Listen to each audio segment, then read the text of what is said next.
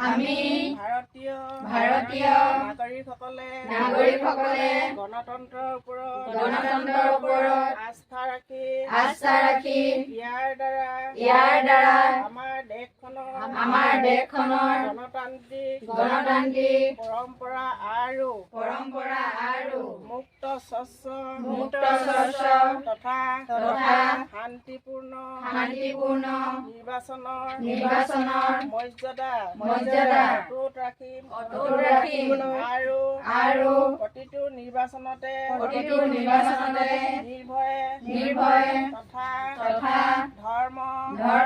বৰ্ণ জাতি সম্প্ৰদায় ভাষা বা আন যিকোনো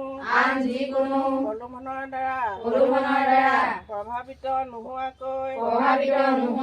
ভোটদান কৰিবলৈ শপত ললো।